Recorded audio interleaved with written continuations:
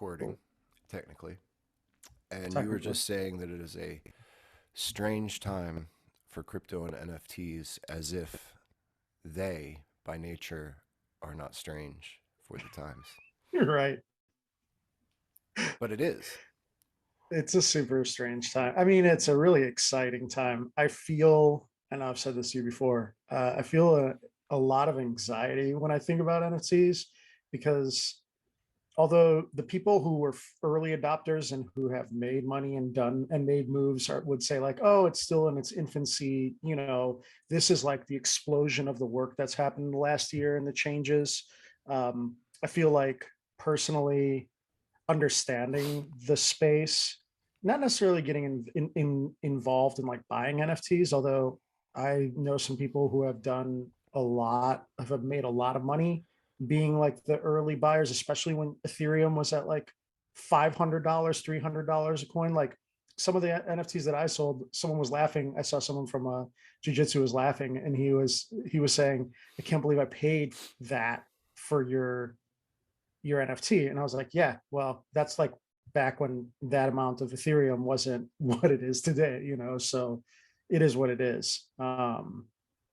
But I guess I've just been having a lot of really interesting conversations around what NFTs are going to be for the people who are not early adopters and not crypto enthusiasts.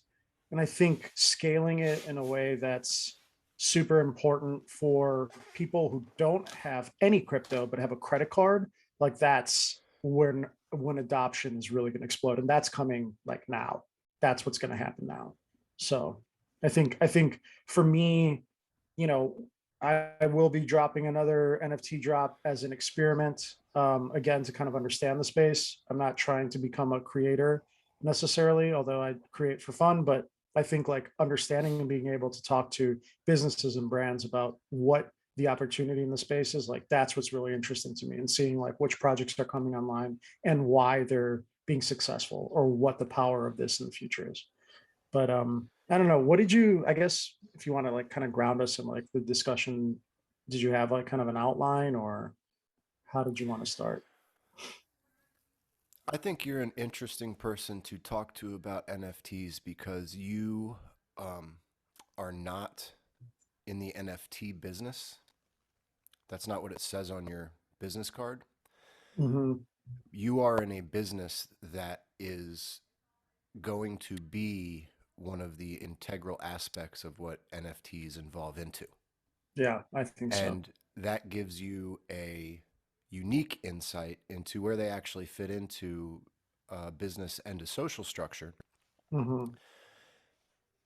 And Right. and because so much liquidity is now in the blockchain, meaning there are so many people who own a little crypto or own an NFT or use a service that has to do with blockchain, it's something that a speculator needs to pay attention to. Hmm.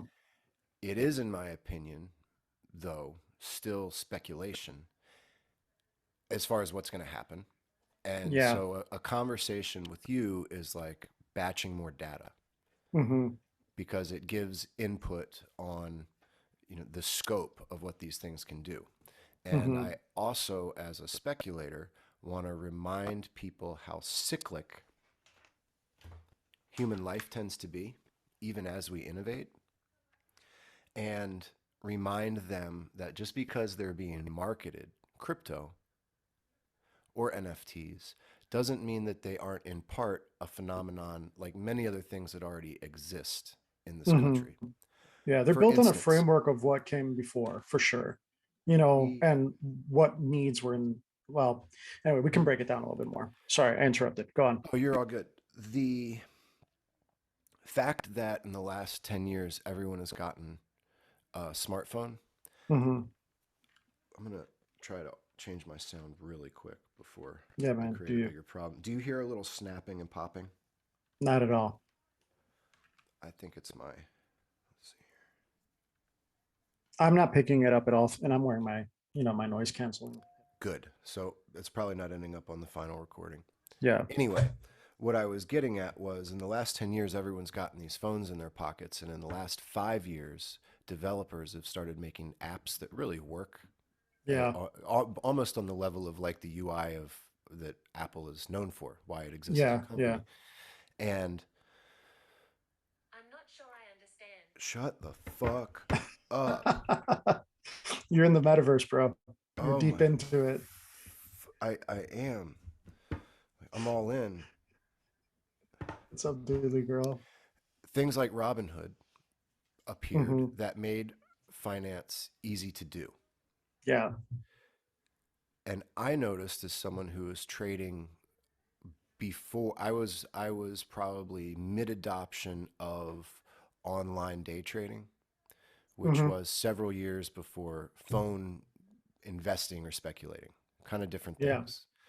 With real trading, you're using actual charts and analysis. You're not just scouring Google for what the first thing that popped up was. And what I noticed was there was never so much excitement from the general public about a stock as the pot stocks. Mm. And there was a perfect storm of reasons why that would be exciting. There were some basic concepts like prohibition that people could equate to, oh, if that gets lifted and this is what the value of these things is right now, these could rocket in value. Right. And it was treated as a potential gold rush, a potential Hmm. gold rush that involved no actual work, no actual mining, right? That's one of the things I love about crypto is that they've named it mining, but no one's mining anything. However, No. they are, right? Yeah. Yeah. And they're collecting and storing energy, but no one's biceps are getting bigger from No. from crypto mining. It was a very easy thing to do, and yet it was people's first exposure to understanding a supply chain or a relationship to regulation. Like, okay, we've got Hmm. growers, we've got suppliers, we've got this and we've got that, and it's illegal in some places and legal in some places. And the feel good hormones for people of understanding a basic supply chain made them think, because that gives us confidence, right? A lot of people thought, oh shit, like I know something nobody else does. Right. Now I Yeah. just need to find the right stock. I've And that I've I've opened speculation. I've opened Pandora's box. Hmm. And unfortunately, the whole industry sucked. Right. Not that it won't in the future, but people who really, for instance, I have been in the marijuana industry, and I knew that we were nowhere near having these things just get legalized Sure. on the Sure. level that people needed for these companies to actually equal their valuations. Right. Just because Tilray people bought it up and were paying $79 a share doesn't mean that they have the actual numbers of sales and profits and volume to justify that valuation of the company. Hmm. And when the valuation doesn't equal the potential profit, investors who have big stakes sell their shares and they go elsewhere. And then other people who don't have, they call them paper hands, they go ahead and sell. And Yeah. then you've destroyed a stock. The way it looked to me, other than this is a new uh, something new where people are interested in the stock market. It wasn't about pot stocks to me. It was all of a sudden people are using stock terminology. Hmm. Outside of that, what it looked like to me is just a new fad of people collecting things. Right. And I remembered when people, and this is relevant now because people play again or still play, but there was a rush on magic cards because certain Hmm. ones were going to have incredible value. When I was a Right. kid, I did the same Right. thing with baseball cards. The And Black Lotus. Black Lotus was like the most rare Magic the Gathering card of first edition. Yeah, I remember everyone was trying to sure, open up packs to get one. Yeah. and as kids, we could go to vendors who we could Hmm. grab them at stores and we could hope to find that. Right. And we thought this was kind of unique to what we're doing. Hmm. However, there were 70-year-old ladies who had been driving because they had cars when we didn't have cars as 6 year olds Hmm. around neighborhoods all over cities for 40 years antiquing. Right. And many of them had watched that Antiques Roadshow on PBS, and Hmm. were living with the delusion that they were going to find the next underappreciated trinket.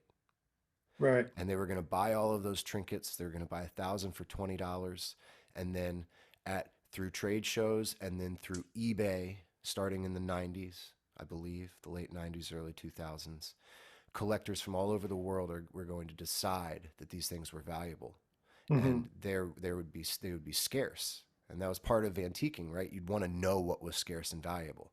And it is a really arbitrary pursuit because you could see literally anything ever produced in Right. someone's garage. So you're just going to Right. study everything. Like, at least Right. within the stock market, you're studying company evaluations on, Hmm. it's there's some limit, but that's a limitless pursuit, which is why it's pretty much nonsense. And that doesn't Hmm. mean that sometimes people end up with something important that they Right. sell to somebody for cheap out of their garage. But the number of times that happens that makes a millionaire is Rare, incredibly rare. I it's mean, pointless. Yeah, infinitesimally rare. Yeah. it's Yeah. infinitesimally rare. Yeah. And what I see is I see digital antiquing going on right now Hmm. Yep. within markets where people know there is potential value. For instance, there Yeah. are people who day trade Bitcoin, Hmm. and Tastyworks is a broker that I use, and they have options on Bitcoin futures. So Hmm. you can really speculate and use derivatives and leverage, and oh my golly, the Bitcoin price could move $2 and you could make $200,000, right? Right. Right. I would tell you don't try to do that because if it worked well, everyone would be doing it. But Sure. it's just another place where people can try to make money. But people see, okay, this Bitcoin is valuable, but I don't want to learn all of that math and stuff, and it may not be worth my Yeah. time because it's not a Yeah. guarantee I'll make money. So Right. I'm going to use my phone and I'm going to keep looking around until I find something that someone agrees might be the next undiscovered big deal. Hmm. And what's nice about that as a byproduct is that it has gotten people learning the language of finance, and it has Hmm. gotten people understanding inflation, shit like that. And all of a sudden, you've got young people being like, yo, Jerome Powell, Federal Reserve, Joe Biden, you guys are fucking lying about this transitory inflation. My meat Hmm. is $15. It was Yeah. 9. Yeah. Stop Gas with is this. $5 a gallon. Yeah. You just printed $10 trillion, and I know basic math, and I know that Bitcoin goes up in value partially because there's a fixed number of coins. You can't just keep Right. adding shit. You're Right. going to blow Right. up my gains, dude. Right. And those things are nice because Hmm.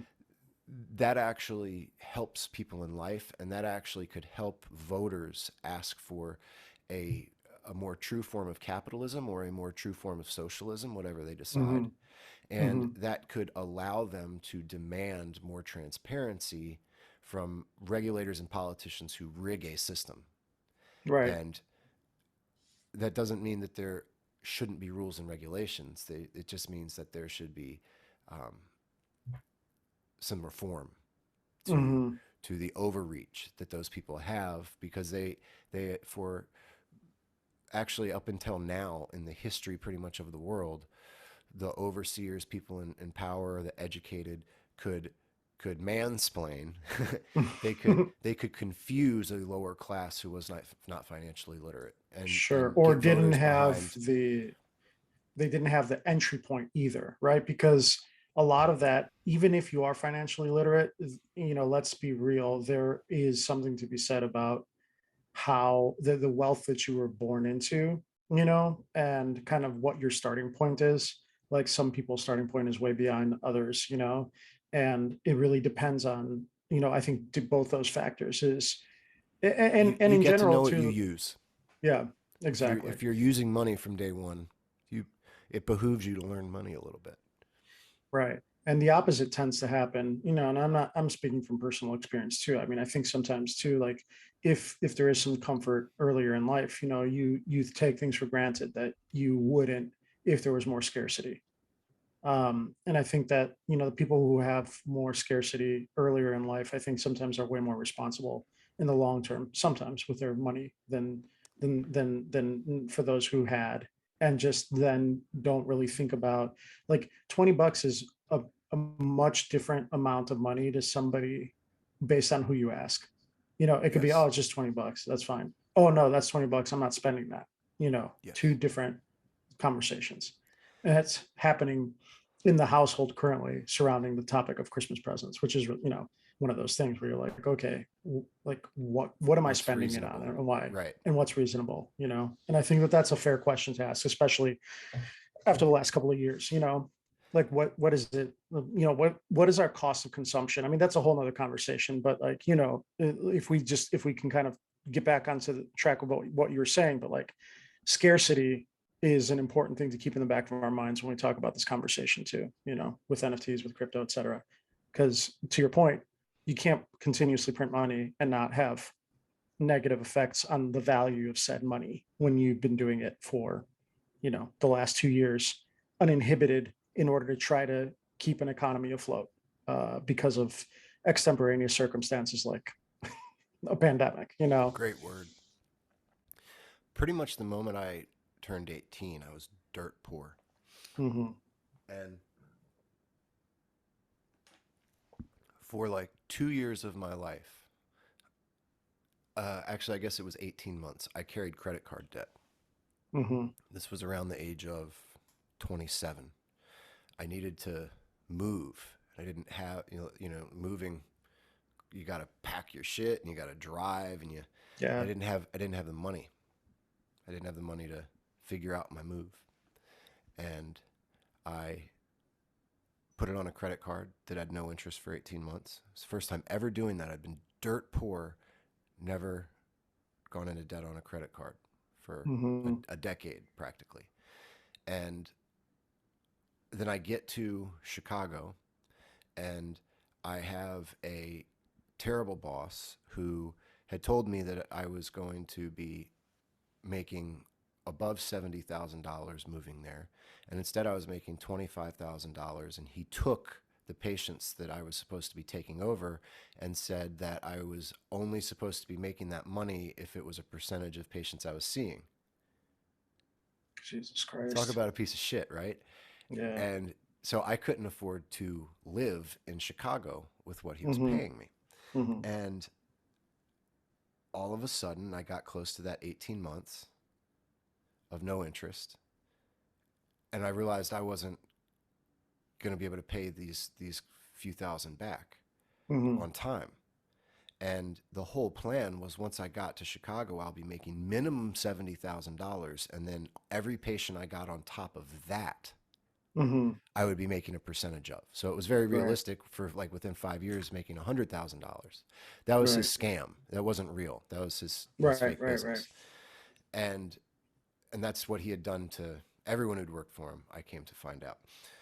But that didn't happen. And so my planning for the future fell apart. And I got on the phone with my dad and said, I'm embarrassed, but I don't fucking understand money. Hmm. I have spent all this time becoming a chiropractor, and I had also gone back to school as a postgraduate and studied neurology. And I had dedicated my life up to this point in helping humans be healthy. and Hmm. and within that, it wasn't but I had originally dedicated my life to fixing fake problems that I had been told were with me, and trying to help my mom who had these Hmm. mystery diseases supposedly Hmm. when I was in my Hmm. early 20s. I just dedicated my life to trying to help my family and then trying to help humankind. And because of that, I'm stupid. This is and I don't even know how to go find a job to pay me the right amount of money. I don't understand this. Yeah. And I understand, Dad, and I'm sorry that it's because I didn't pay enough attention in the right parts of school, or I didn't study the right shit, or I've done something wrong. But Hmm. can you please help me? Hmm. What do I do to understand money? Because he had always prided himself on telling me that he saved a lot of money, Hmm. and he had always, I'd never seen him overspend on anything my Right. entire life. Right. So I figured he understood money. And he was like, all right, I'm going to help you get a budget, and then we're going to talk through how that goes. And so I put together a budget, how much I need for food, how much I need for my bus and subway pass to get around Chicago, et cetera, et cetera. Mm-hmm. Mm-hmm. And and then he told me what I had always been told is you have to save a little each month. Mm-hmm. That was what I was taught about finance is you keep Right. your overhead low in life and you save a little each month. And and so So general, he not explained to me, specific. Yeah. yes, he explained to me, Yeah. we're going to get your budget and then you're going to save a little each month. And Mm-hmm. with what you save, you're going to pay off your credit card. And I do this, and 3 or 4 months go, and the interest is kind of building on my credit card. Mm-hmm. And I'm like, and I was working for a different chiropractor, and I'm like, Dad, I didn't go to the bar, I didn't buy a drink, I don't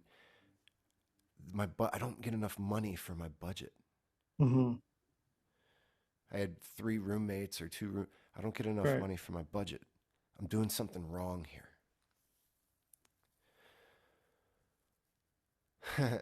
So then that guy gets in trouble with the IRS and that business falls apart. Mm-hmm. And I have no money again. And I'm forced to go into a little more credit card debt. I take out another credit Mm-hmm. card. And like this all Mm-hmm. goes on pause. Several years go by. I get out of debt.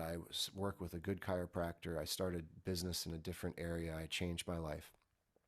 And then I find myself getting into investing and trading and spending no time studying to help humankind and understand the human body. I take that study time that I'm kind of been bred into doing, and I Mm-hmm. committed to understanding finance. There's Mm-hmm. many things I don't know. My whole point is that I now know Mm-hmm. I couldn't make enough money to have a good Right. budget. It didn't Right. I wasn't making enough money. Right. That was Yeah. the problem. And Yeah. before And not that in only my that, life, the cost of living too has changed. right, It's not even, I mean, it's it's the only the gotten the worse. equation has shifted. The equation has shifted, you know. People who don't have a lot of money are very disincentivized to learn about money. Mm-hmm. And this just reinforces what you had said about how, you know, a small person now can invest. They can have Mm-hmm. a little investment, they can have a little crypto, and it Mm-hmm. causes them to learn. Mm-hmm. Yeah.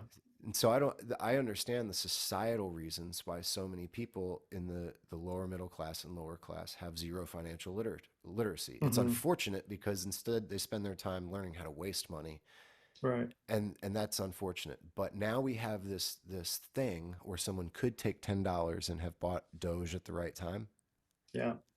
and they could have turned that into $10,000. And so Yeah. there's that potential to actually make some real wealth from your phone. And the nice trade-off about that is that if you take $10, no matter how poor you are, and gamble it on Doge and learn all the ins and outs of how you're gonna do this and trade out of it, et cetera, then you Mm-hmm. just got a financial education for $10.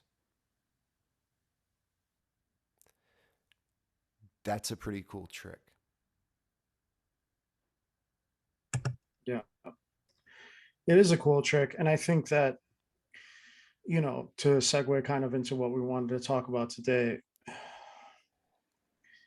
I think I think the bedrock of, well, first of all, let's start at the very macro. Okay. Financial literacy is something that you have to experiment with and learn, right? There are many methods. And just like with weight loss or with anything that takes time, it takes time. And I think also that, like, one of the challenges that we face, and sorry about the siren, it's Chicago. It One of makes it the edgier. challenges, yeah, right. One of the challenges I think that we face as human beings is this immediate kind of dopamine hit response that we want. And I know everyone's been talking about social media and the complexities of what that kind of exerts on our psyche, and kind of also being able to check our devices, have this basic, I mean, have essentially a one of those plungers for your dopamine hit when you look at your phone, right? So I think what's happening is the pandemic has accelerated a lot of really crazy innovation, and it's also accelerated people's need and understanding and want, I said, to understand financial stuff and to kind of take risks, because they're realizing that some of the decisions that are being made by governments, some of the policy that's being made, has a direct, and I would even say, in some ways economically detrimental effects. And I don't know enough, and I don't necessarily want to get into the discussion about like what moves should have been made or not, because they've been made, and at this point it's like you gotta play with the hand that you're being dealt on a daily basis. I think one of the things that has happened, at least from like a digital standpoint, is that we've been thrust into a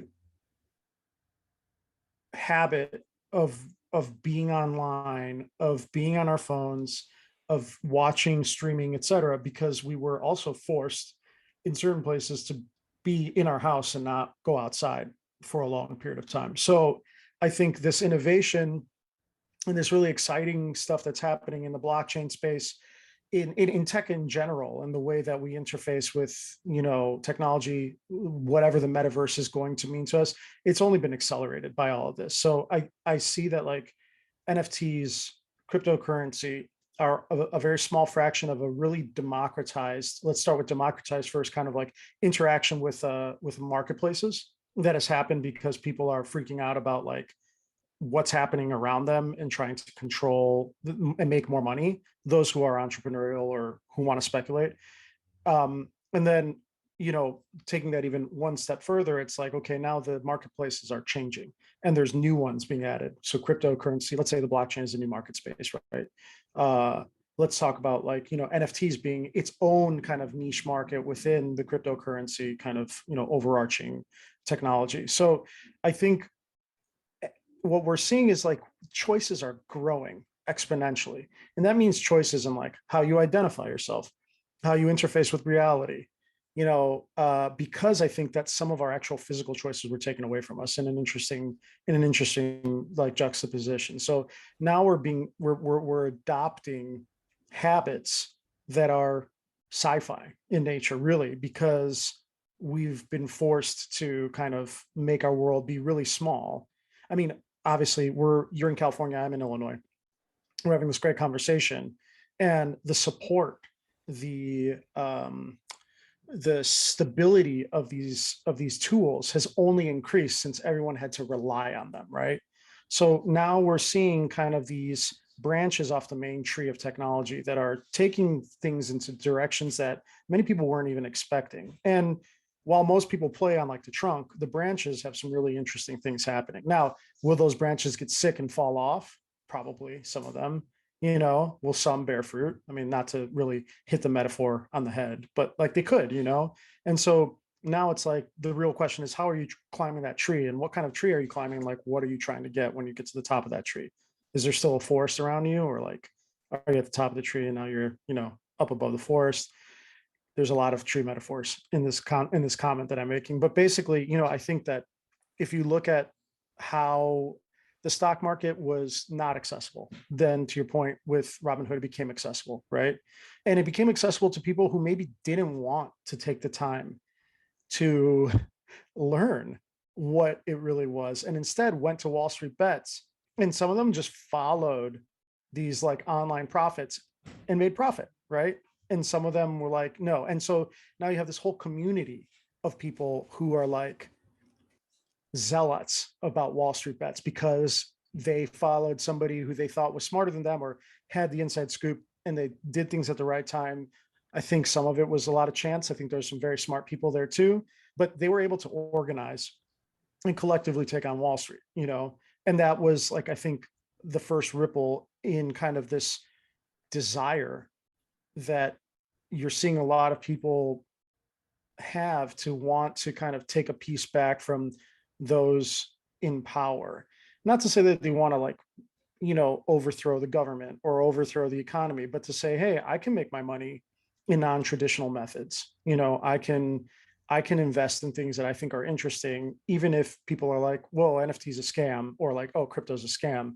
Well, a lot of money is being thrown. Like if you follow the money, people who are much smarter than me, who have a lot more resources than me, seem to be investing in a lot of this stuff. And if And you pay American attention, business is fake and about scams. That's yeah, what well, we I mean, found out. that's exactly it, So it's kind of like, okay, well, which Can't scam be would you mad at rather that. Right. follow? Yeah. Right. Is it the one that's actually decentralized, right? Like, is it the one that has less regulation, or is it the one that's like heavily regulated that like, Jim Cramer can scream about something and hit a button that makes a sound effect, and then your hard-earned money goes either up or down, and he's part of a cog, you know? But these are all things that we accept. And I think taking it talking specifically about NFTs is that we're starting to accept and adopt that these things are here. We don't really understand where they're going and what the ultimate outcome is, but there are people with some deep pockets and some very smart people who are taking the time to think about what it does mean to be able to generate your own token, right? What it does mean to be able to build a community in the metaverse, right? To buy real estate in the metaverse, to set up completely digital storefronts. I mean, as an example, there are people who have interest in this. Why? Maybe they think that there's something there. Maybe they're, serial entrepreneurs who think that, or maybe they see that, hey, our reliance on technology, the explosion of that because of the pandemic, has created a lot of opportunity in this space. And I think that it becomes, as crazy as people think, like the outliers who have been investing this on, like now major brands, let's say, or like major companies are investing in NFTs and blockchain because they're following what the market is dictating, kind of, at least in from an interest standpoint. Um, but all that to say is that human beings organize, right, in one way or another into communities, be they jujitsu gyms, be they friend groups, be they, a car of choice. We're so tribal. The interesting thing about, I think, NFTs and like just human action and interaction with technology is that now more than ever, you have the ability to create spaces and communities that you find have value, whatever that fucking value is. And then you can start, Deep fucking value. yeah, exactly. You can start funding them.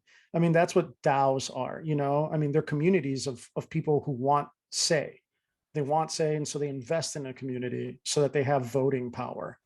It's really interesting microcosm. And I don't want to draw a one-to-one comparison with democracy, but it's like, look, if you have invested something like currency or like wealth or value into a community, you have the ability then to kind of steer what you believe is the right path. And there's voting, I mean, there's influence that's still there. I mean, it's so interesting that we're just doing the same thing we've always done, like from a biological perspective, except we're doing it in different spaces. So habits, I mean, I know you study neurology, you see trends and habits in the marketplace. I think to discredit Which reflect this, human psychology. exactly, and Yeah, to discredit mathematically, some, it's right, fascinating. well, and to discredit something like the blockchain That's why or chart patterns work. NFTs. Most people don't know that. Yeah. Yeah.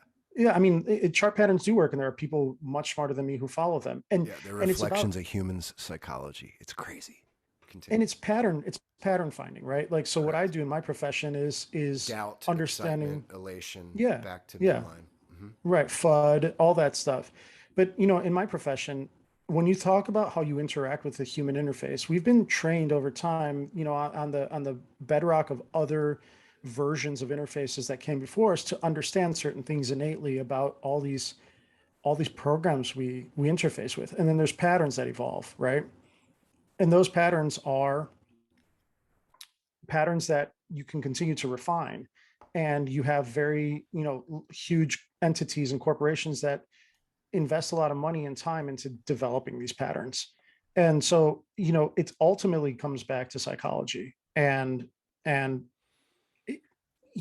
know we kind of got to a roundabout way when you talked about the scarcity of the people who were antiquing, and you talk about the scarcity of Magic the Gathering cards. injected scarcity or created scarcity because of Bitcoin, for example. I mean, all that is just perception by a group of people who agree that this thing is scarce or it's not scarce. And I know that there are mathematical laws and there are psychological imperatives that have to do with what scarcity means. I mean, it's imprinted into our DNA, like why we would hoard food or like bury food, or it was about survival. Well, scarcity now takes on, like, the roots go in all sorts of different directions, and so we need You and to. those tree metaphors. Yeah, I know. Tell me about it. Fuck. I don't know why. But but I mean, if we were to kind of focus on what's happening in the NFT space, what's really interesting is that a lot of the bedrock that exists in traditional kind of spheres is coming to the blockchain, right? So if you think about transactions, for example, they can't be something that's so unrecognizable to the masses that they won't adopt it. When people are talking about, oh, you need a MetaMask wallet in order to buy this with Ethereum, and then there's a gas fee. People are like, no, no, no, no, no. Where's my credit card? Let me buy this JPEG of a donkey and let me, put it on a secondary marketplace, and hopefully it'll make me $50 billion. Like, there are the ideas around the blockchain are really great, but they can be skinned in like traditional e-commerce or like traditional P2P payments, or like those kinds of experiences that we've come to expect from like Amazon or whoever. So, and this is where it's going to go. People think like, oh, it's just a JPEG and I'll take a screenshot, and they make these memes and they make fun of people who are collecting NFTs. Sure, I don't know that the art collection of NFTs is going to be anything that's going to last. But what is lasting is things like DAOs, which are groups of people who build a community on the blockchain. What is going to last is brands wanting to capitalize on the attention of young people and where they're spending most of their time. And if they're spending most of their time in video games or in like, on Discord or all these places like that, that's where they have to go. They have to find a way to interface. And the next generations are going to be so much more savvy. They're born with interfaces like, I don't know if you've ever seen those videos of like kids who go up to like a mirror and then try to like, use their fingers to zoom in to see what's. I mean, this is the next level, the next evolution of marketplaces, of the way that commerce will happen. I mean, some of the rumblings I think are already there. Like when someone's like, why would a Bored Ape Yacht Club NFT go for, $3 million? Well, because a bunch of people got together and decided this is what it's worth because of clout, accolades, whatever. They're building a great community behind their NFT, but regardless, it's perceived value, or it's a group of people agreeing that that's the value. And I think that you're going to see people being a lot more speculative, maybe even rash in the way that they perceive, their, like, what they're chasing, what their interests are. I think traditional finance is still going to play a major role in that, but it's changing. And I think that they're realizing that. And NFTs are a very small portion of, like, just in general, the next iteration of society where we're moving forward. I mean, I feel like it is. It's when I have a knee-jerk reaction to like, oh my God, why would somebody want this? Or like, I can't believe this is happening. And like, this is so stupid or crazy. I try to challenge myself to understand that, because that's really where I think the cutting edge of like what is going to be implemented from like a technological standpoint or a cultural standpoint as it pertains to technology, like that's where it's going to be. Already I have conversations with people at work where like, I don't get this. And I was like, yeah, I know, it's fucking weird. Like we have to try to understand it, because people who are, let's say, in the next generation will just accept this as like being, accepting that, oh, I made an NFT of like a meme that I was famous for and I sold it and people bought it. And someone's like, what? Like, what the fuck are you talking about? Like, that sentence makes no sense to me. People should be paying attention. They don't have to adopt it. They don't have to understand it, but these kinds of things are happening. And there's enough people that are generating enough interest with enough capital that a lot of people, a lot of major brands and major entities and corporations are paying attention. let me zoom out about your sentiment just a little bit. Started off this conversation mentioning that people don't realize that they're in cycles quite Hmm. often. And we are in a societal cycle in which this whole blockchain thing exists. Hmm. The blockchain, from a very straightforward standpoint, this entire conversation is pretty mundane. If you were just a fly on the wall, you would see humans staring with their head down in an uncomfortable position, tapping Yeah. all day. Yeah. Tapping. That's what you're Hmm. talking about. Yeah. You're talking about people doing nothing. Hmm. If they're doing something involved, it means they're moving more than one finger on a keyboard. Right. But we're talking about people doing nothing. Why the fuck would people do nothing? Well, the in vogue thing to say is it's because they're getting little dopamine hits. Yeah. Yeah, but anything you do that's pleasurable is a dopamine hit. Sure. Anything. So what that really means is they're tapping here because whatever else, what other stimulus they're getting elsewhere, not providing cumulatively the same amount of dopamine. Hmm. I do less tapping than many people Hmm. because my life sucks less. Hmm. And I mean Yeah. that mathematically. I still do plenty of tapping. Hmm. Part of the reason I do tapping is because I'm afraid of my life sucking more.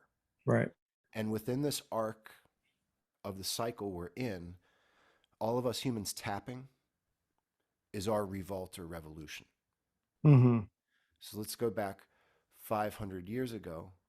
People would be in cities that had, they were on land. Some of them had shelter. They had roofs over their heads. They had the ability to grow some food. They had things that were very valuable to societies hundreds and hundreds of years before that. However, they lived under oppressive rule. And Hmm. the oppressive rule made the dopamine shots they got from having a roof over their head and a warm fire and being able to grow some vegetables so not worthwhile, so uninteresting because of how oppressive those people that looked like me who called themselves kings and fucked their sisters, Hmm. how oppressive their rules were.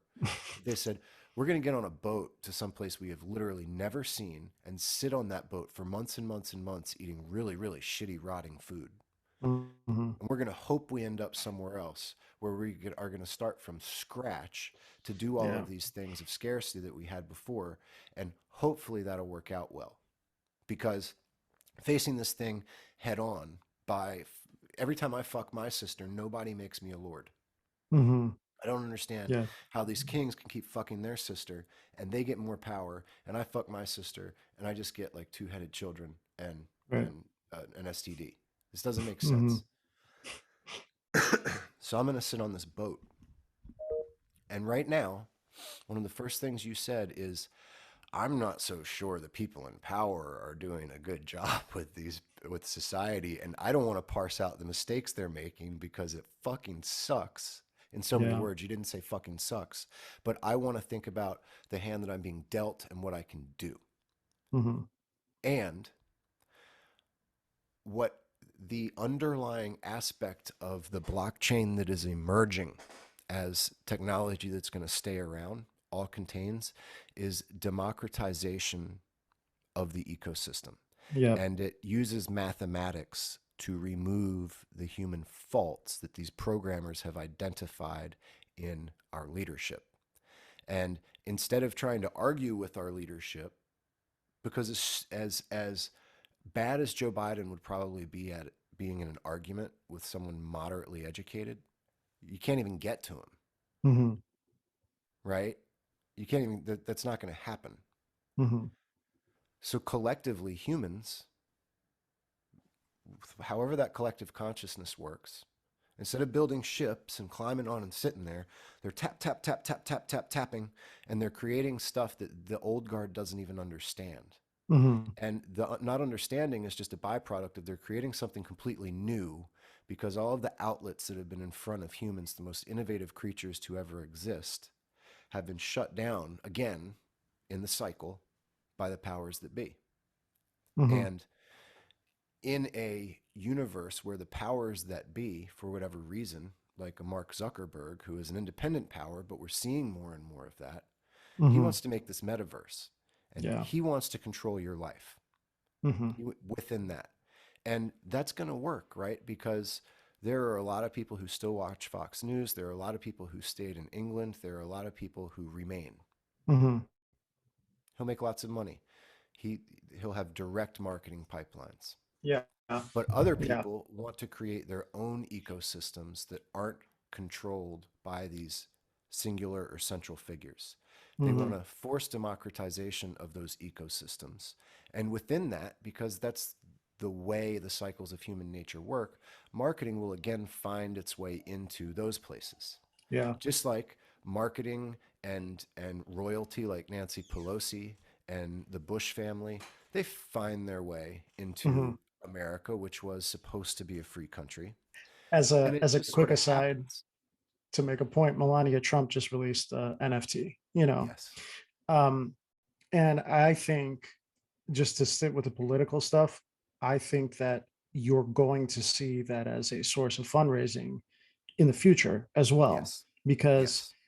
everybody is going to take advantage of the ability to create insulated groups, or groups not insulated from like the standpoint like you can't get in, but if you want to say, you're going to have to either invest in a token, stake something, put something at stake to be able to kind of get a vote, which is what essentially the claim of the right to vote is in this country. However, I feel like the only real money we put up is our taxes. There's no other kind of major incentive to be civic, And our which I, taxes no longer mean anything, which, right, the Constitution was based on the right to like a fair but minimal taxation. And right, now the federal government 80 times has gone over budget to the point that they can't even pay their minimum credit card payment on the trillions and trillions and trillions of dollars in debt. So the taxation in the real world is almost nothing other than just a source right, of control where they take from us, which was the original problem with the huts in England. right, right.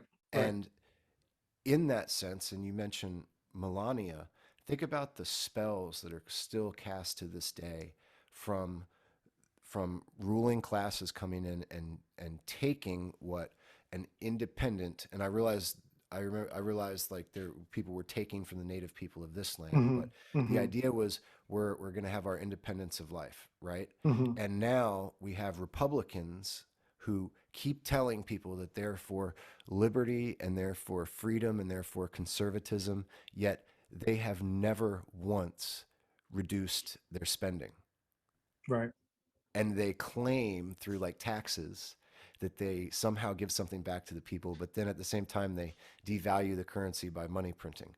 And who was the Hmm. last person to try to create some sort of spending reform? It was a Democrat named Bill Clinton. Yeah. Yeah. So there's, and then of course you've got the Democrats on the other side who cast the spells of this is for democracy and this is Hmm. for the working class, and No, it's for insider all of it's stock just trading. magic. And It's for insider stock trading. absolutely they Yeah. will now go into these spaces and say Right. this is, Elizabeth Warren's asking for $10 donations via all these different online channels and Hmm. online payment methods to she's if you want me to fight uh she's running ads on Facebook, the thing that she went on Hmm. television to say Yeah. To the speak ads are out corrupt and against. Yeah. manipulate people. And Elon Musk shat on her because the guy pays $11 billion in taxes just on capital gains this year after she called him a freeloader. And so her response was, hey, everybody send me $10 via all these digital ways if you want me to take down freeloader Elon Musk. So they're absolutely going to be using these channels. Hmm. Within that, as this is starting to emerge as a technology that isn't going away, and by that I mean the blockchain, which we were originally introduced to through cryptocurrency, it seems like there are some issues emerging that Hmm. might be sped up in their correction by money from these legacy outlets. For instance, like Yeah. marketing is an institution in this country, and they want NFTs to work. right now on the Ethereum ecosystem, mining or gas fees is a serious problem as far as exchanging Huge, shit. And huge. so Yeah. you've started seeing different technologies, and maybe you can speak to like Like Solana a little Polygon, bit, for or example. Yeah. Or Polygon, Polygon. which Yeah. aims to do the same, solve the problem, but do it, as an example, cheaper. Yeah. And however, it seems like the core technology of making something on a blockchain, on a ledger that can't be altered, you're keeping track of stuff, it's decentralized, it's democratized, and you can pair a monetary transaction with some sort of file hmm record, hmm that part is here to stay. And Yeah. that's something that's, I believe, was first introduced um, in Ethereum.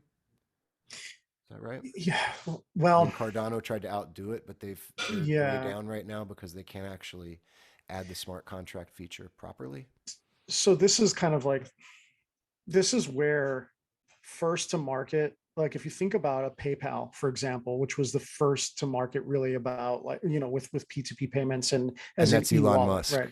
Yeah, Elizabeth right. So Warren, because Elon yeah, Musk doesn't contribute to innovation and create the precursor to cryptocurrency. He's a freeloader. yeah. And It's it's, it's just one of those things where I think in general, when somebody has enough,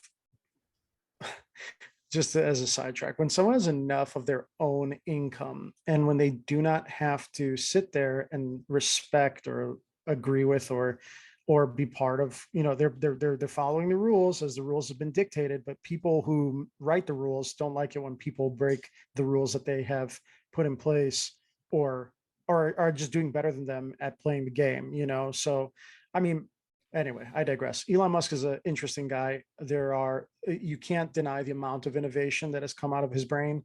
I mean, you're talking about Tesla, SpaceX, PayPal, Starlink, like, let's be realistic. You don't have to like the guy. You don't have to love, you don't even have to like his face or the way he talks or whatever. Like, you can not like what he stands for, whatever, but you can't deny the fact that these are, he brings together people who are highly innovative and takes chances that push forward He gave two really guys $30 interesting and million new. dollars to start Tesla. Yeah, How many people has Elizabeth Warren personally given $30 million from her own earnings from creating another company to create something that's provided Americans with tens of thousands of jobs? right. Yeah. I What's mean, I one think, politician other than Trump who's done that? right. Well, Created any number I of don't, jobs, you know. And yeah, I I don't don't know. even I he all of his shit is fake business. It's added nothing to the world. Right, But, right. you know, that says a lot about how underachieving so many of these people who criticize are. Well, They but can't even that's outdo the, Trump. and I think like that's a really interesting point because it's like the critique of the blockchain, the critique of things that you don't understand, or, this is where open-mindedness is always a challenge, right? And I will try to draw a circuitous route to what I was going to say. Like, you have to keep one ear open always to what is happening in the innovation space and to who is innovating and why. If you understand the why behind, let's say, a certain desired task, maybe it's not the perfect solution. Let's take, for example, electric cars, right? Like, there's a number of problems that they're solving. And there's a number of problems that they're creating too. The batteries aren't great. Okay. Um, it- but the ultimate goal is to attempt to reduce carbon emissions, to make sure that, the like we're ushering in a new age of electric vehicles that don't rely on fossil fuels. Okay. When it comes to something like going back to the blockchain and the communities that you can create, and then, NFTs and whatever this new world that we're going to enter into, this metaverse and all that stuff, ultimately it's about, institutional powers attempting to exert their will on that. But the difference is that they are ethereal, so it's harder to do. Whereas like they can exert influence on your home. You can get a lien on your home. They can come through. They need to build a highway. They'll take your land from you. You know what I mean? Like, they'll do it by hook or by crook. People have done it since time immemorial. Digital spaces are unique because they don't really exist. And there's problematic, sure, but they don't exist. But now we're defining them in ways that not only do they not exist, and you said something I thought was really great, is that you also are removing some of the human elements of it using mathematics to generate scarcity because you realize that, okay, this human element, like there are patterns that I think are useful to understand, but like also not having a single centralized entity being able to control what it is that you're trying to achieve, even if it's like a coin that you make with your friends that you exchange instead of dollars because you thought it was an interesting experiment. You Right. know, like even something as simple as that, or being able to make, you know, an NFT of your face and put it on there just because you want to do it and to try. Like all those things are small, very small incremental steps towards a space where there is a lot of autonomy and there's a lot of freedom, you know.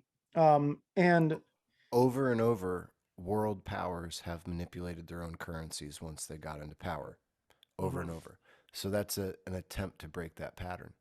And I as we would want to talked ask about, you, I want to push back on that comment though. yeah, Don't you believe though that there are people who are trying to manipulate cryptocurrency currently in its value? I mean, I know that it's harder to do, but I yes, feel like if you go on Twitter and if you have ever followed a hashtag of a shitcoin or whatever, the amount of bots that are there to try to drum up interest or to try to drum up, you know, like doubt. It's fascinating. Like I don't use Twitter, but like my algorithm is totally fucked because of the fact that like I just followed a couple of NFT, you know, profiles and whatever. And it's crazy the bots and these are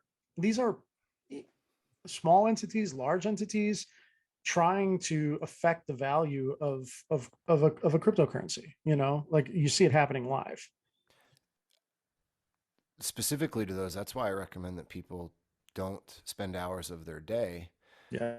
looking up these little things, hoping one's going to work out. Right. In the same vein, for instance, I don't want to spend time in the metaverse. I don't want to Mm-hmm. spend any time tapping that isn't making me money ultimately. Mm-hmm. Mm-hmm. Yeah. Because my life doesn't suck. Mm-hmm. The hope is with people who are committed to all the tapping, because this is an experiment, right? It's a cyclic Yeah. experiment. Their hope Yeah. is that one of these cryptos, as an example, rises to the top that Mm-hmm. cannot be Mm-hmm. manipulated. Yeah. However, that push and pull of good and evil, bots and of AI and humans, of bad Mm-hmm. actors and honest people that is ever present in human life, there are going to be holes that continue to try to get poked into those, Yep. and that is just a fact of the market. You Mm-hmm. know, the world markets. There are anybody who is in favor of competition is in favor of there being losers, and there are Yeah. always financial casualties to that, as well Yeah. as mental casualties. Right, like Mm-hmm. people lose everything, and a lot of times they become depressed and die. But that's a Mm-hmm. trade. Everybody's a trader, right? If you want to truly believe that this is going to work out, and you want to be like riding that wave, you got to do a lot of tapping. Mm-hmm. And Yeah.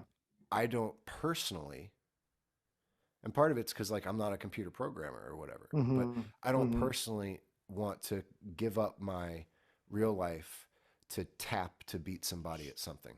I do want to try and beat people, right? Like I want to run my Mm-hmm. mouth and Yeah. and and then do some tapping around that. That's Mm-hmm. how I think I can best affect change. But Mm-hmm. there's a trade to that, right? I spend Yeah. a lot of time behind a mic and editing things and shit where other Mm-hmm. people are just out having fun, story of my life. But that's okay. Yeah. That's what It's I what want to gives you achieve. mean, you know. It's the Yeah. trade, and not all of Yeah. that tapping is going to work out for people. But No. their gamble is that it will ultimately Mm-hmm. create something. And right now, we have yet to find a cryptocurrency that hasn't been manipulated in some way. Right. And Well, and you know, I by think nothing that else but whales.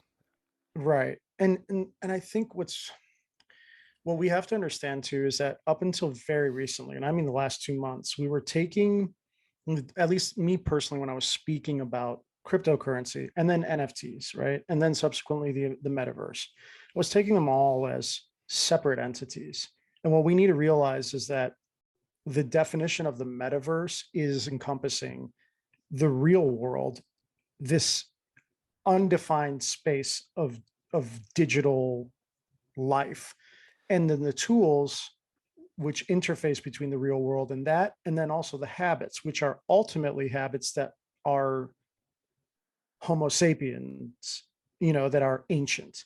So now we have, this weird kind of nexus, of the metaverse predicated on human ingenuity and human habits, but with a lot of other kind of freedoms to grow in ways that are undefined as of right now. And is that collectively being marketed as Web 3.0 right now? I don't really know. There's so many there's Is a that lot of terminology out there. the whole fucker that's gonna It could eventually? be, but see, the metaverse, I think the metaverse it is beyond Web 3.0, right? Because Okay. you you take into account IoT, AR, XR, VR. You take into account things that are going to have a backbone that's the internet, which is what we've referred to it as. So the web. So you might be But walking around the metaverse and log into Web 3.0.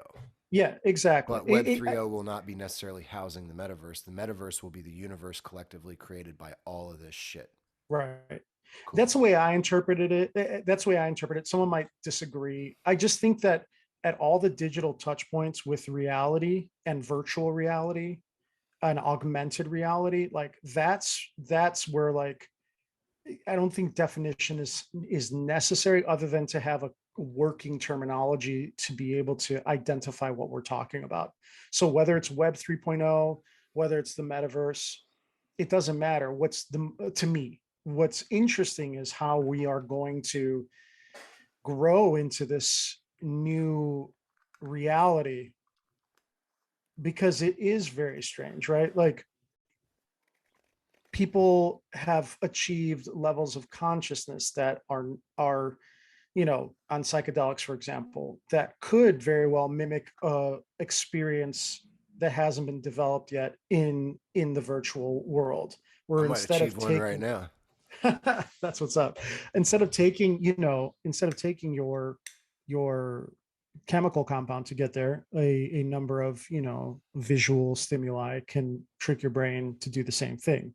And then the question is it any less of a potent, let's say, if you have some sort of a spiritual experience, right?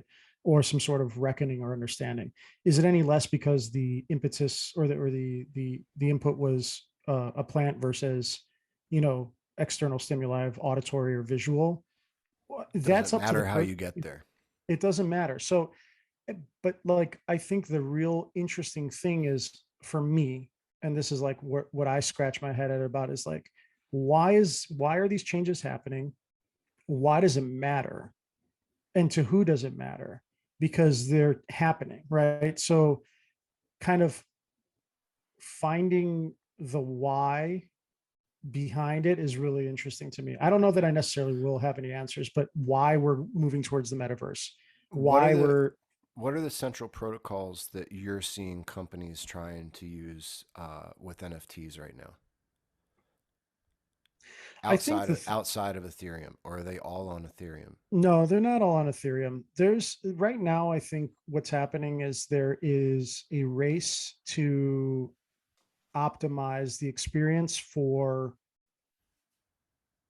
people who are for the layman of the kind of the people who are going to be the largest group of adopters, who don't necessarily aren't crypto enthusiasts, aren't people who are aware of the terminology or the technology, just the same way that we use the internet, but not everybody knows how to write HTML or CSS or anything like that.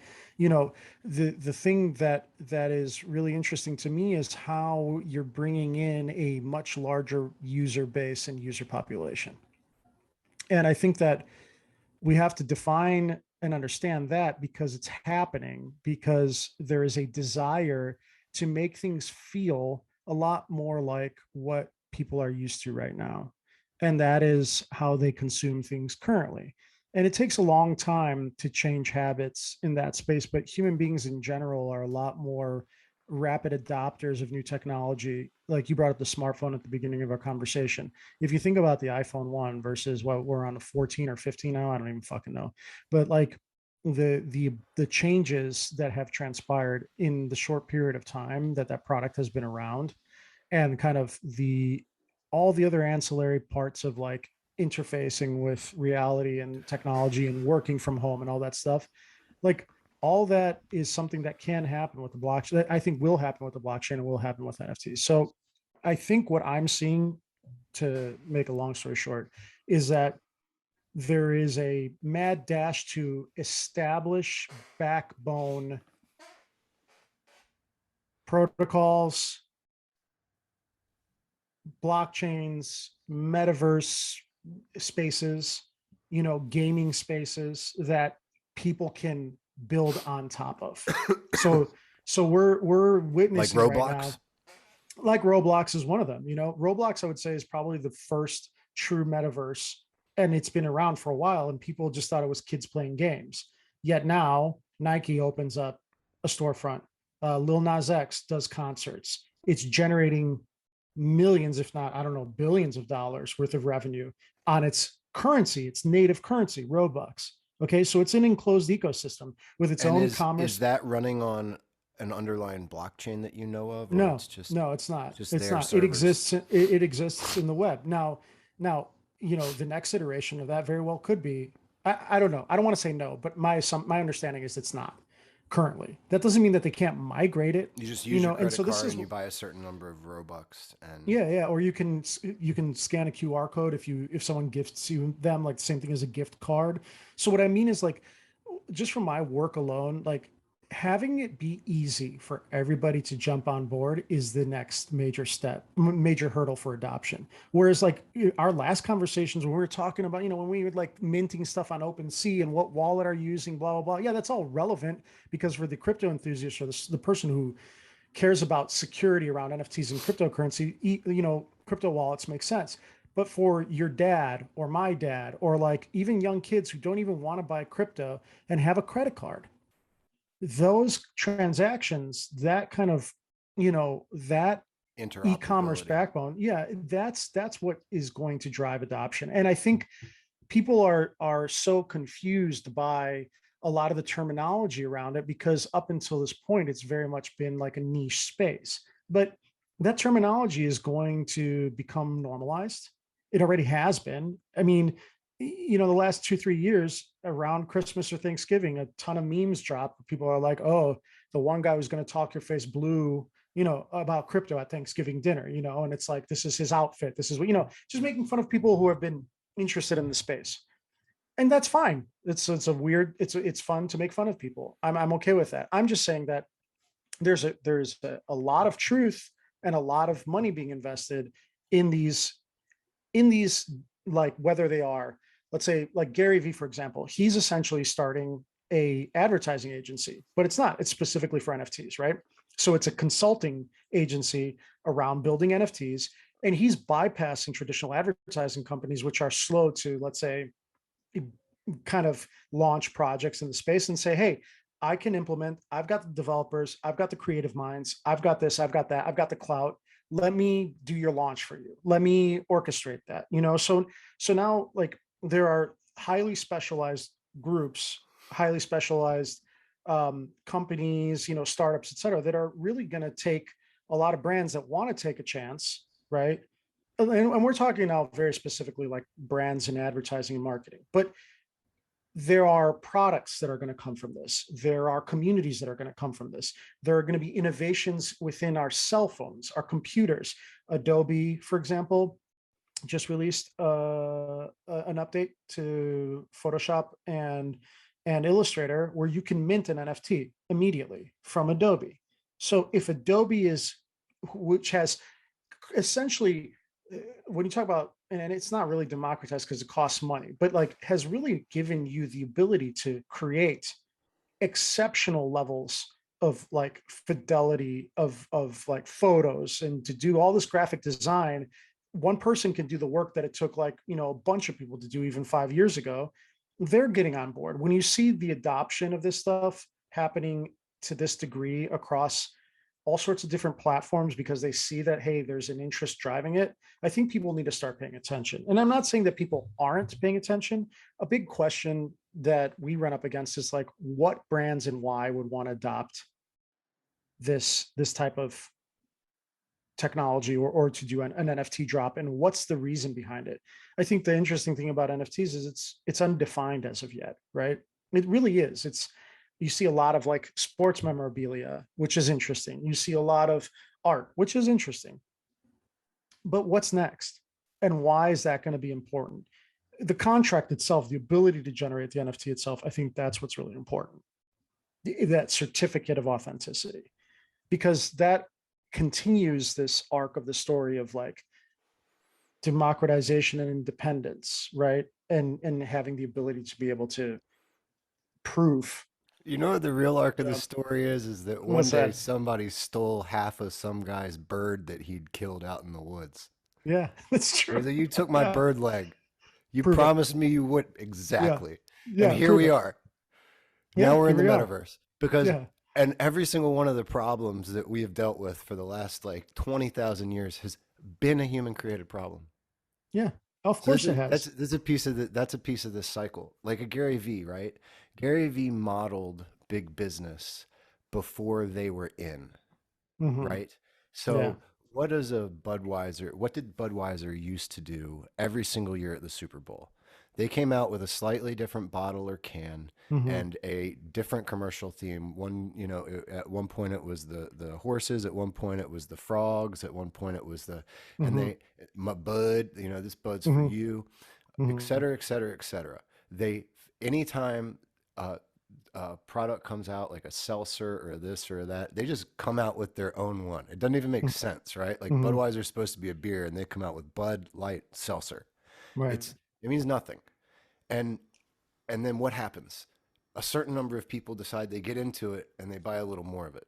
Yeah. And then they just decide it's important. McDonald's, no one gives a fuck about the McRib, but for No, my entire life, they tell you like every year or so, it's the time. McRib is back It's for a back, limited baby. time It's only. time. It's time. And people love that shit. And they love it for no reason other than they just get like they get Hmm. spells cast on them. And Gary Vee got in and realized you could hit a massive number of people on YouTube and then a massive number of Hmm. people on social media. And it was a democratizer at the Hmm. time and it was an Hmm. equalizer. Yeah. And it still is to some degree, but funny how, we gravitate towards these things that are democratizers as we keep losing power. Yeah. Right? Over and over and over, we invent something new. And at a certain point, everyone knew that because that's what he really did, right? Like first he sold Hmm. wine and he told people about different wines. And wine is a funny thing because wine is so arbitrary that your people are It's just so arbitrary. right. People And think so because it costs more, he it's better wine, yes. but they don't know the And difference. Gary Vee then changed his marketing to telling people about YouTube and social media, which was Hmm. so arbitrary because all you have to do on social media is just really get on there and then you'd see Yeah. what people are doing, like hashtags. Yeah. You don't need to pay Gary Vee or watch Gary Vee's motivational videos to say Right. you should do a YouTube video with a hashtag. Right. You already know that, but he Right. just packaged that. And Yeah. as that ran out, he's wisely, because he likes collecting things, because he likes that Hmm. arbitrary shit. In fact, Yeah. Gary Vee Yeah. is a guy who talks about antiquing. That's hilarious. Yeah. I Yeah. And like he's a going to hardcore antiques. Knicks fan. You never know Yeah. what you're gonna find. I found this for Yeah. $200. It's fucking great, bro. I don't spend time with my kids. They'll understand when they're sitting in the what does he want to own? He wants to own the Pirates or the Jets, the New York Jets Stadium. I'm gonna own it, and then they'll be happy. I don't need to spend time with them now, dude. But anyway, point being is he was out there with this NFT thing, and Hmm. now, as you just said, he's now consulting people on how to make an NFT. Yeah. You can be half an idiot and make an NFT. But And what there's nothing he's, yeah. I know he is, but what in the cycle of what he's doing is he's Uh-huh. creating something, jumping in, catching it as it shoots up, the Yeah. same as Which when is you a buy a skill. Dogecoin, and then Right. you move to the next thing, you try to Right. sell at the top. And Right. there's a whole movement of people who are going to have this opportunity. And as you're saying, like, and in fact, part of your industry is coming up with the ideation of what Hmm. is significant for companies to Hmm. spend their time creating. Right. Because this whole song and dance has to continue to be about creation to solve perceived problems. If everybody Yeah. just drank water and shut the fuck up, you know, Hmm. and sat on their porch at night, we'd all be good. But we've gotten so far away from that that we need these things depending on where we're at.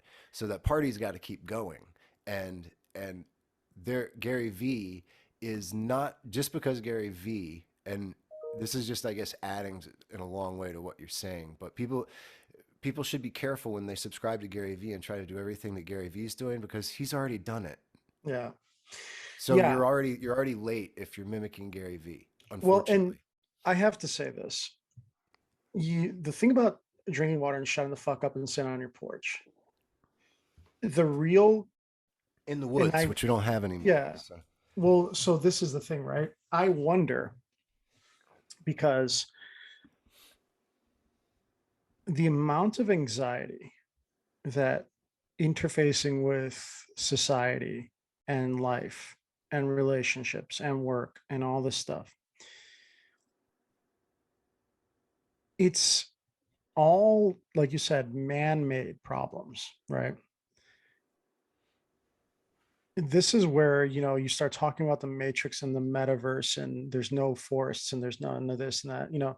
I I I I'm interested in where this is going, but there is a part of me that my hair stands on end about all of this because you know I get so granular about interesting problems that are being solved or like use cases, because that's just how my brain works, because I like to pick apart stuff. I like to understand it. But and you and I are very similar in that way.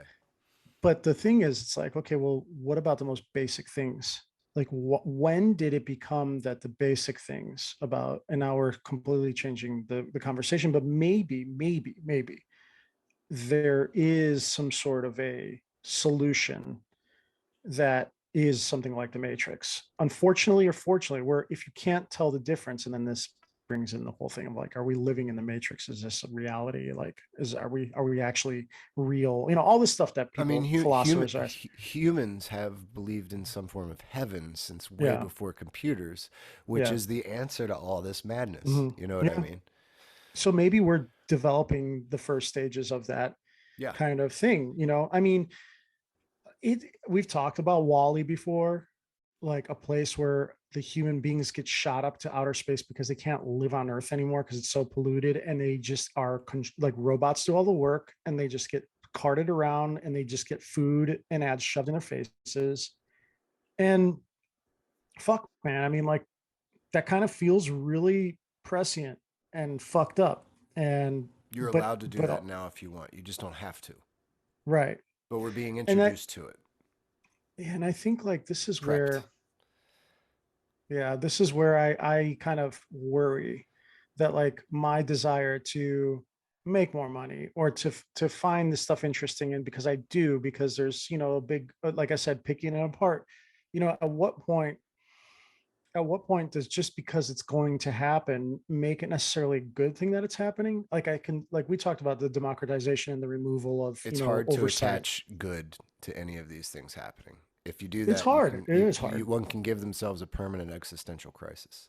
Right. And I think that some of the very real problems that exist environmentally, that are currently happening, you know I hope that there's much smarter people than me that solve it, and not solve it by like, okay, we have to leave the earth, or okay, we have to, like, you know what I mean, like I hope they get solved. And maybe some of these DAOs, some of these communities that are going to be formed, you Explain a know little more about what a DAO is.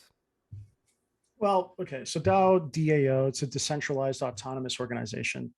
That's what it stands for. And basically, think about it as just like a group of people who get together on a blockchain, who essentially create a community.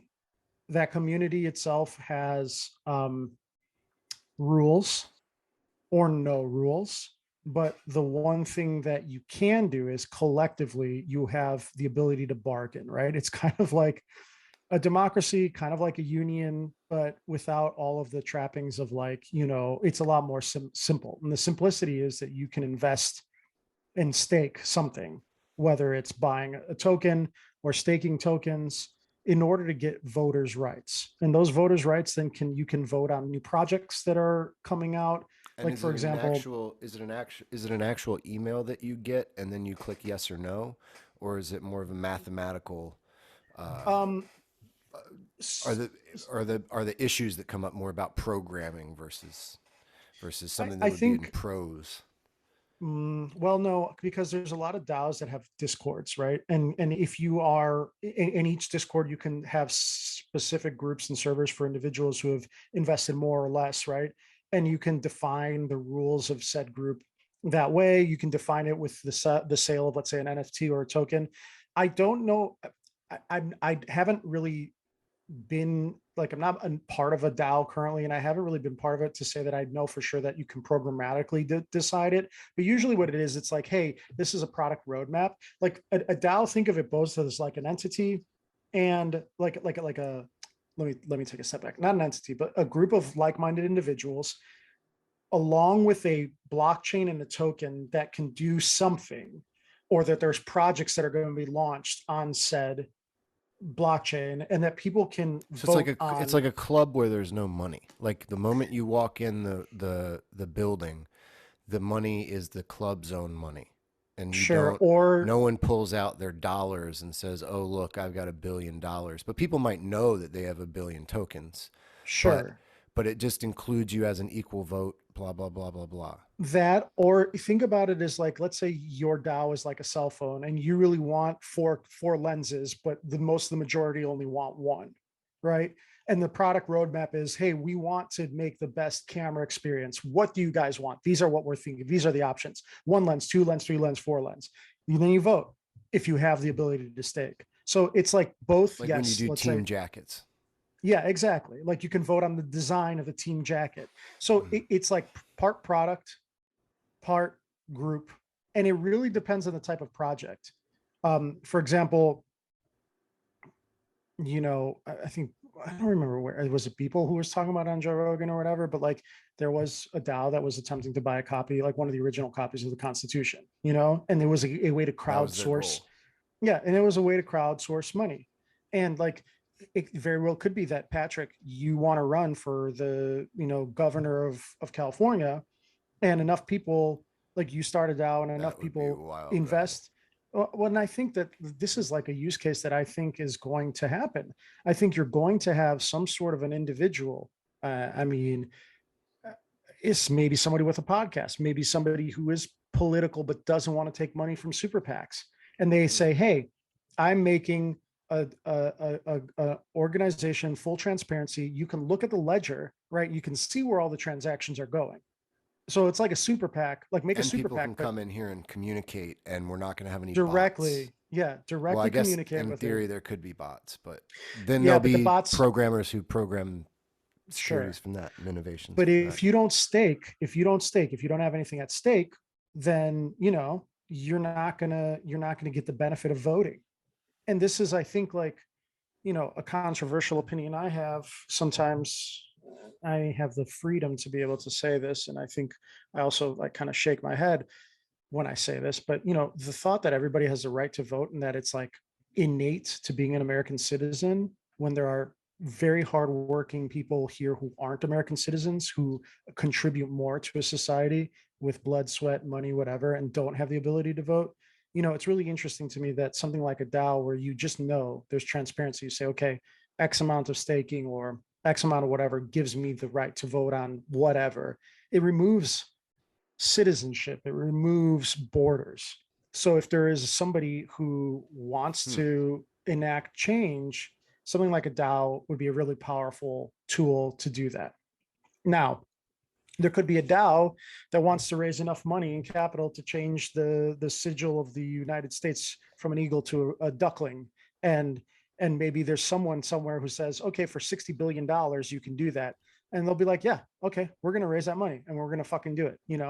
I mean, and again, this is all about whatever the project is and the community behind it. Like, you and I have had conversations about Sheep token. One of the things that they've tried to do is establish a community, but it became, I feel like, and I think that community exists, but it became more about like its meteoric rise versus like what utility does it offer. And I think this is where like there's all sorts of conversations around like what you're trying to do, how you're trying to achieve it, what the transparency is. And I think the blockchain is a way to kind of really have a lot of transparency, which is really interesting, especially for projects that That you is might care about. interesting. That'd be interesting if companies started creating essentially not what the iteration is now of a DAO, but some evolution of that, where you'd go to Hmm. work at an actual company. Say you Hmm. worked at a aerospace company, and within Hmm. your company's ecosystem, like you show up, you get your badge, and you get your Hmm. DAO, whatever it is, Right. and then within that, as you said, there's some sort of token which can double as a currency. Hmm. And then it would be interesting if in the metaverse, the meta world, different Hmm. organizations, the aerospace company communicates sentiment to the um, to a mineral mining company, communicates sentiment to a governing body via representation of their push or their pull. Yeah. Or Yeah. if lobbying was done that way, um, and provided a transparency, but also a maybe in some sort of way a preventative measure against manipulation of that donation. Hmm. Yeah. Like, because money gets lost so easily. Right. But what if the NRA or a rifle company wanted to make sure that this money goes to conservation? This money does Hmm. not go to politicians who change this, but this money Right. goes to and I want to see this Right. pass through. And then And you're everybody there could and go on the blockchain and and see see who's what and wallets, you what could wallet is scan this? the QR Yeah. code when you walk into a national park and you could Yeah. see where who's taking care of this Yeah. place. Oh, that Yeah. shit's tight. Exactly. That would be actually, dude, that's a great idea about Thanks, starting man. DAOs for national parks. You should fucking like that would be really cool because then, you walk into a place where it has all the donor lists on a plaque. Sure, that's cool. But it's a beautiful plaque or it's a donation of a wing to a library. That's all great. But it'd be really neat if you could do that too. And then also scan your QR code and see like, oh, X wallet donated $50 billion, X donated $10 billion, and then you could, I That would mean, lend like, itself to trusts as well. Like yeah, if an it organization would. or a rich guy wanted to set up a Yeah. philanthropic trust, however you Hmm. say that, trust, Yeah. wanted the money only to go to certain places, maybe even Yeah. embed that in its blockchain. I don't know. Yeah. And this is where I think like you're now thinking about use cases and opportunities that are facilitated by the technology which exists. And this is where I think like a lot of people focus on the financial gain of cryptocurrency, NFTs, et cetera, which is a major driver of change, period. So we can't discredit it. But now that has become institutionalized too, and I don't mean it necessarily in a bad way, but it has been the amount of groups buying the coin, holding the coin, like there is a financial sector to this space, People with right? money to burn are buying leverage, like Right. leverage amounts. Yeah, and Yeah. that's So, it's like even because I've looked at getting into mining. I guess mhm, I've looked into it recently. yeah, so have we. Yeah. Then we look at the numbers of how many coins are remaining, for instance, on Bitcoin, and I've got to Doesn't make have so sense much to set it up. right, Yeah. and so that leads you to, well, do I mine something else that is maybe more of a speculation? Hmm. And hey, but I don't know enough about all of it. I'm more of an expert in these the finance stuff versus the actual making of the finance. Right. Well, and that's okay though. I mean, like that's your lane, and you're extending, like you're not myopic in your scope, but you can see by understanding it, you can see how human beings are interacting in all these markets, and not in like the traditional sense of market, but in like the sense of just like a trade. That trade can be a trade Yeah, of your and I family know life different for, miners, yeah, like miners of yeah. different So, currencies. It's and I fascinating. think I think that you now have like the sector, the financial sector of the blockchain, but the undefined part of it is how it's going to continue to interface with our life and what other institutions are going to come online and what that means for them and how they will change. Banking, for example, if you could have more transparency in banking, like that'd be nuts. It'd be nuts to be able to really see, like live transactions of what's happening and where and why. Now, a lot of those can happen anonymously too. So that's the whole thing about decentralized finance. It's that it does not exist in one kind of coffer or in a group, but it is a decentralized, network that people can transact on. I mean, I think, people want to say, oh, only criminals will use that. Well, okay, maybe, but no, because like No, I don't. already we're using all sorts of, like, think about the thing about Venmo, right? It's become a verb. It's become a verb, or PayPal. You can just PayPal me or Venmo me, right? Like, what does that even fucking mean? It means that people are literally getting on their phones and they're sending money from their banks. It's not a wire transaction. Yeah, it's not a wire. It's not a wire. It's actual cash from your account to somebody else's account in a blink of an eye.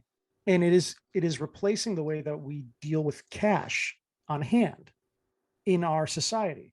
Because now, because of the pandemic, everyone was scared to touch everything, contactless payments, Venmoing, tipping, all this stuff. People are making money based on, or exchanging money or transacting on these networks through these applications that did not exist 3-4 years ago.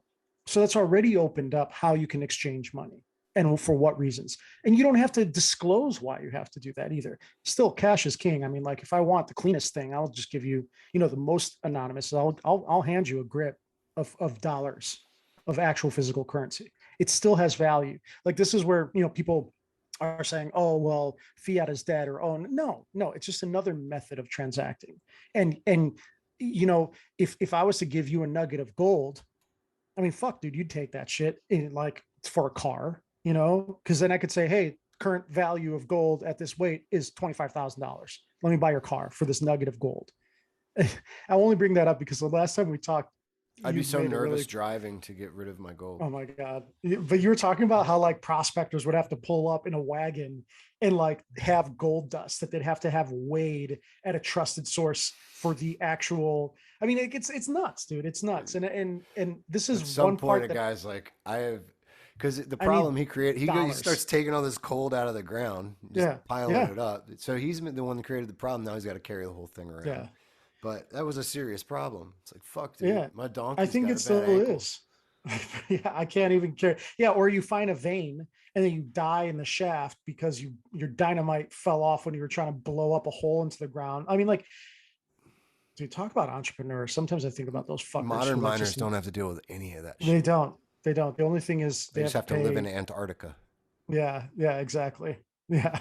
or a Chinese village, which, That's an because example of something that I thought was great for the redemocratization of Bitcoin, because you were talking about the big money in it, that China cracked down in order to push their own cryptocurrency technology, but yeah. how they removed a lot of those miners that were, what are they, literally in mines, right?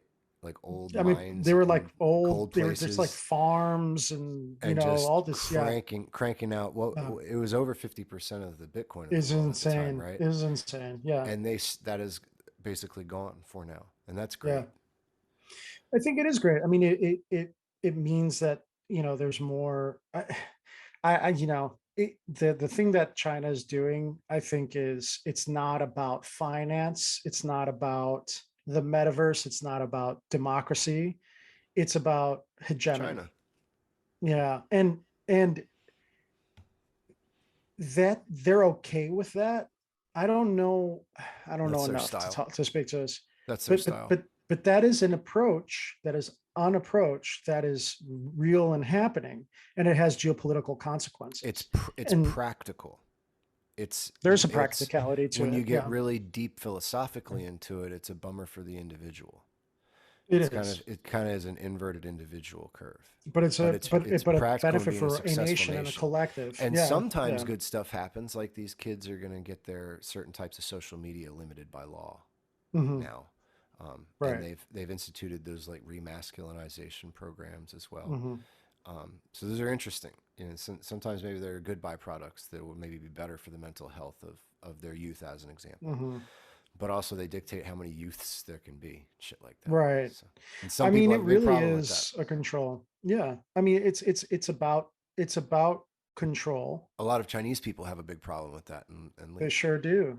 They sure do. And I think what's really interesting, and again, I'm not a historian or anything like that, but when you talk about like a ancient civilization that has had so much success for such a long period of time, navigating a piece of land that is as vast and to be able to have one form of government, a few different types of languages ultimately based on the thousands and thousands of miles, but pretty much had like centers of governance and control.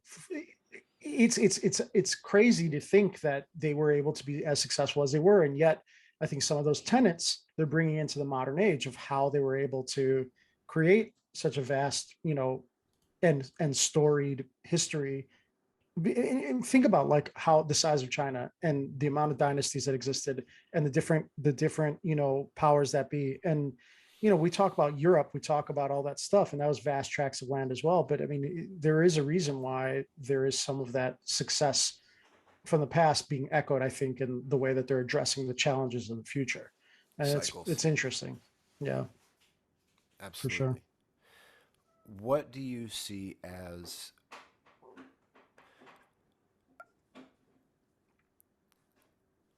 I think that the NFT market is saturated, and I think that it is in a Hmm. bubble. Yep. And what cycles have told us about bubbles is they pop, but that doesn't mean that everything falls to the ground. Yeah. It means that if, for instance, you're invested in the whole industry, you get fucked. Um, Hmm. but if you happen to be invested in a company that really has staying power, and when that happens, absorbs a lot of the technology that was good Hmm. from a period, Hmm. they stay around. Yeah. Do you think that it is worth it to buy and hold some NFTs? Do you think that it's only a good thing to do quickly, or do you think it's a good thing at this point to just kind of, unless you're a creator, there are so many people trading that there's no reason to get into the middle of that and maybe wait until the metaverse evolves a little more and you see some really remaining having some staying power, showing multiple applications, and then maybe Hmm. make investments in those?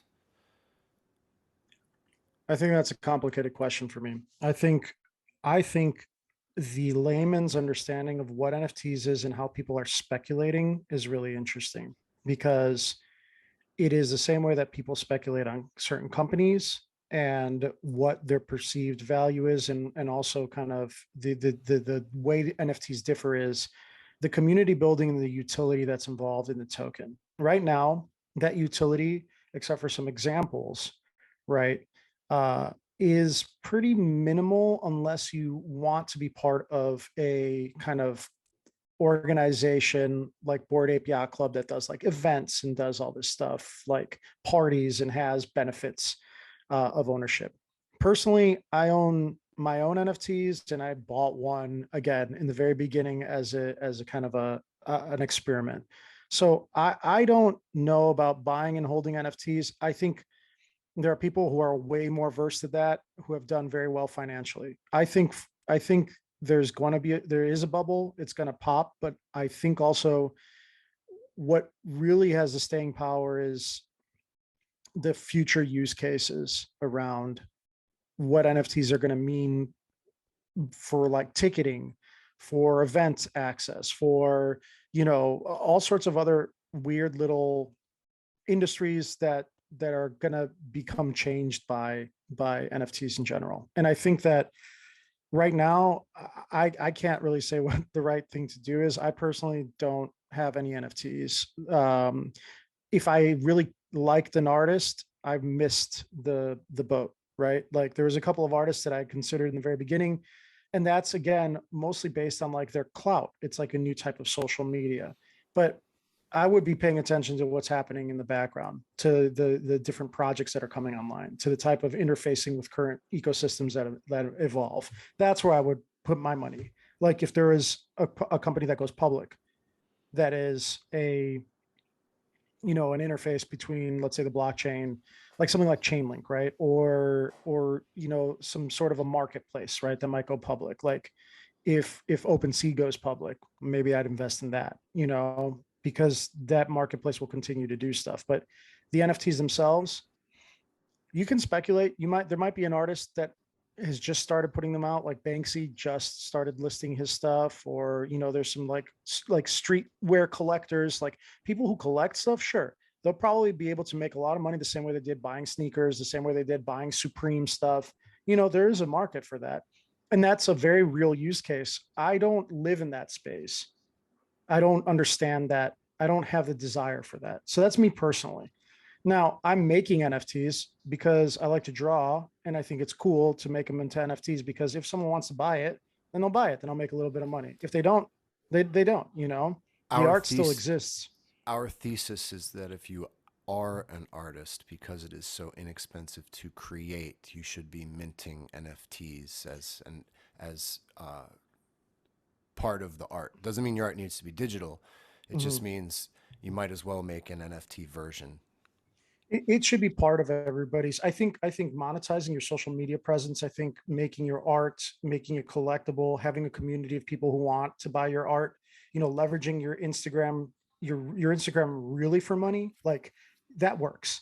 And that, because Um, that's been a cyclic problem throughout history, mhm. where artists always have their shit poached, and so Yep. this is the attempt Yeah. to The correct that. tapping. We're Yeah. trying to correct it. So the Yep. more people use the more artists create NFTs, because it is cheap again. And for anyone who hasn't done it, you basically, to use a system like OpenSea, you have to pay something. I'm just generalizing, but it might be $75 to get the whole thing established and verified that you are the artist, and then you can create your painting that you did. You can create the NFT version of that for essentially free. Like you can it's not just you make one, you could make all of your paintings for no extra money. You could make them for free, and then you sell them. And even Mhm. if they don't sell for much, even if they don't sell, the more artists who participate gives us a bigger data set. And those nerds who are tapping can then use that information to try and fix the problems that come in as the really wealthy people or the publishing companies, et cetera, try to poach on artist property. They can I do more work to yeah, protect it. I think there's a couple things that I would say to that. Right now, because of Ethereum and because of the way OpenSea is, like I would try to find a more cost-effective way, like to go on a different blockchain. Like if Polygon is based on Ethereum, they're trying to improve, lower, gas fees, et cetera, because ultimately it should really be free. It should, in That theory, be exchange. free Yeah. to put something on there. Now, I would say if somebody is an artist, they don't lose anything by minting some NFTs and getting into the space. Um, I think I, I think that they also can be very creative in how they position themselves in in social media, in the economy of NFTs, to maybe make more money or maybe not. But one thing is for certain is that it is creating opportunity in a lot of different ways. Like for example, if no one buys your NFTs, but somebody sees that you're making your art there, well, they might want to have a conversation with you about it, just as somebody who had, like, it could be someone who doesn't know what NFTs are. And then it could be, you can have a conversation and it could open up a whole nother kind of like consultancy, or a whole nother kind of, because you're the expert by comparison to somebody who hasn't done it yet, right? And your expertise is maybe 6 months older, but just because you've done that, you have the opportunity to say, hey, I've minted some stuff on the blockchain. This is what I've done. You can continue to grow your knowledge. And so it's not just your artwork as the value. It's okay, this is an individual who's taking a risk, sure, but there is a desire to understand more about the space, and so maybe Yes. you can become it. Your art is a facilitator to be able to become involved in other projects in the future. And I think that that's what's really interesting about kind of all of this and just understanding it, is that you just need to create more opportunity. It doesn't end with your minting or selling of one thing. It should be constantly trying to like piece apart, just like with the markets. You can maybe make some really good trades and make some good money, but does it end there for you? Do you pull it all out? No. You probably continue to take the learnings that you've had, the mistakes, the wins, the losses, and say, okay, I fucked up there. Like I can't, I don't want to do this, again. I need to learn from this. And I think this space is very fluid and ever changing. So, every day there's new projects being launched. Nike just acquired an AR metaverse fashion company. I mean, like, look at what the big players are doing in the space. That's what I would say. Like, just to circle back to your question about would I invest in NFTs? I don't Look at know. where the big players are investing. Look at what they're buying. If Nike's buying AR stuff, if you know that Google Glass, if you know that Facebook changed to Meta, right, and they own Oculus Rift, all right, so keep that in the back of your head. Then you know that augmented reality shopping for shoes, right, is happening. Then you know that Amazon uses AR technology already to do stuff. And what's one of the biggest challenges that people have is getting returns from Amazon. If you could affect, let's say, the margins of the returns, even by like a minuscule amount, just by allowing people to try and close in augmented reality to see if they fit, and then that technology gets better, you save the company money. And this is augmented reality is here. Okay. People need to accept that. We use, heads up displays and car windshields is happening. They're All right. sick. I like them. Cars are driving themselves. Virtual reality is happening. Okay. We're going to be going to CES, and there's a lot of interesting stuff that's going to be happening there. Okay. Unreal Engine is creating worlds with billions of triangles that look real. Okay. For video games, right? Those graphical systems can be leveraged I to just do learned all about a number of triangles stuff. from that Crash Bandicoot thing. That's Yeah. Right. interesting. That it's that So, the realism is actually made of what you see on a video game. A lot of times is tons of triangles put together. right. Right. Yeah. And all I'm saying is that NFTs, the the blockchain, cryptocurrency, are fitting into these monolithic corporations, as well as the changing scope of how people do commerce or buy things or perceive value. So I would say pay attention to who's buying what NFT, or who's partnering with which NFTs, what NFT drops are happening. You don't have to buy any of it, but it could affect the future of a company's trajectory, both positively or negatively. I mean, Facebook has gone whole hog into the metaverse. Why? Because I think they realize that the interface of posting on a chat board is a thing of the past, right? And that advertising revenue, keeping people engaged, having to leverage Oculus Rift or any sort of VR thing, gaming, all of this is like it's all going to bleed into each other. You're going to be able to buy your Fortnite skin with crypto and then send it to your grandma who you and her play online, and you have a Discord chat going, and it's all going to be interconnected. And so we're moving more towards that. And so I would say if you like an artist that it's cheap, buy that shit. If they're doing a good job of building their community, cool. But just pay attention to who's the big players that are doing it, because they've already been thinking about the last 2 years, because they're seeing something in their business model that has changed because of the pandemic, and they're seeing the desire and the demand for these kinds of spaces, and they have way smarter people doing that shit. A reaction to the pandemic seems to be it was ignited by being stuck and having the time, and now society seems to be more open to the movement towards the metaverse in a way, because if we have to get locked down again and we have no choice, Yeah. we don't want to have the uh, complications of sitting there doing nothing. We want to be able to plug right in and keep on chugging and be Yeah. familiar with that ecosystem. It's sad, Yeah. It is but sad. it's also smart if that's Yeah. ultimately where we're headed. I, yeah. I think reality, like, I keep on going back to all those people who created all these amazing, you know, pieces of technology and then buy a farm and retire there and limit their use of technology. And I think, you know, if you are able to make all that money and then retire to a place where you have the space in the outdoors, you know, to me that's really appealing. But that's not for everybody, and that's, I It's don't even know if, not for that's a everybody. pipe dream, you know. I mean, but it seems that no matter what happens, It real should be life, for like, everybody, but yeah, we smelling the flowers, being in the sun, all these things that really have true health benefits, I think are like falling by the wayside. And that's a conversation for another time. But, you know, I guess play at your own risk is ultimately what I want to say with this stuff. You got to just do your due diligence, do your own research. not financial advice, entertainment purposes only.